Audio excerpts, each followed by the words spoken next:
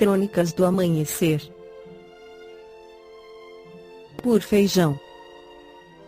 Centro Espírita Allan Kardec de Balneário Gaivota,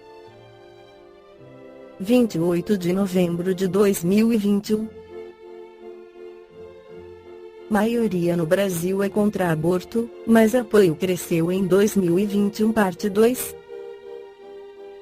Em uma pesquisa internacional, quando perguntado se o aborto deve ser permitido sempre que uma mulher assim desejar, apenas 31% dos brasileiros responderam que sim, colocando o Brasil como o quinto menos favorável à legalização total do aborto em um conjunto de 27 países analisados pela edição de 2021 do estudo Global Views on Abortion, da Ipsos.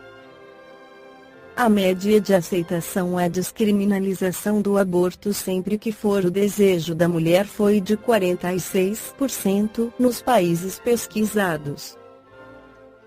Atrás do Brasil no baixo apoio a esta afirmação ficaram apenas a Colômbia 26%, o México 24%, o Peru 15% e a Malásia 14%. Na pesquisa, havia outras 3 opções de resposta: o aborto deve ser permitido em determinadas circunstâncias, por exemplo, no caso de uma mulher ter sido estuprada, o aborto não deve ser permitido em hipótese alguma, exceto quando a vida da mãe estiver em risco, e o aborto nunca deve ser permitido, não importando sob quais circunstâncias. No Brasil, o apoio a estas foi de respectivamente 33%, 16% e 8%, além de 13% que não souberam ou não quiseram opinar. Apesar de no quadro global o país aparecer entre os menos favoráveis à legalização total do aborto, em 2021 o Brasil chegou ao percentual mais alto de pessoas opinando que o procedimento deveria ser permitido total ou parcialmente. Soma das respostas: o aborto deve ser permitido sempre que uma mulher assim desejar, e o aborto deve ser permitido em determinadas circunstâncias. Por exemplo, no caso de uma mulher ter sido estuprada. Neste ano, esse percentual chegou a 64%, enquanto em 2014, o valor foi de 53%. Entretanto, o apoio à descriminalização do aborto no Brasil não cresceu constantemente ano a ano, pelo contrário, oscilou bastante. Entre 2015 e 2019, variou entre 50% e 61% e, em 2020, voltou a 53%. Agora, em 2021, saltou 11 pontos percentuais. Em A Gênese, Allan Kardec esclarece como o Espiritismo ensina de que maneira se opera a união do espírito com o corpo, na encarnação. A união do espírito com o corpo acontece no momento em que o espermatozoide fecunda o óvulo. Pela sua essência espiritual, o espírito é um ser indefinido, abstrato, que não pode ter ação direta sobre a matéria, sendo-lhe indispensável um intermediário, que é o envoltório fluídico, o qual, de certo modo, faz parte integrante dele. É semimaterial esse envoltório, isto é, pertence à matéria pela sua origem e à espiritualidade pela sua natureza etérea.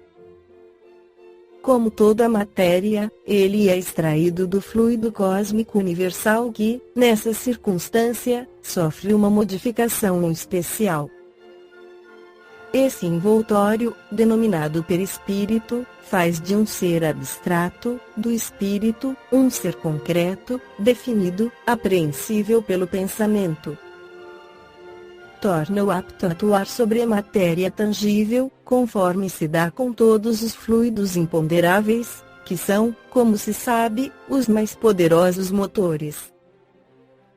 O fluido perispirítico constitui, pois, o traço de união entre o espírito e a matéria. Enquanto aquele se acha unido ao corpo, serve-lhe ele de veículo ao pensamento, para transmitir o movimento às diversas partes do organismo, as quais atuam sob a impulsão da sua vontade para fazer que repercutam no espírito as sensações que os agentes exteriores produzam. Servem-lhe de fios condutores os nervos como, no telégrafo, ao fluido elétrico serve de condutor o fio metálico. 18.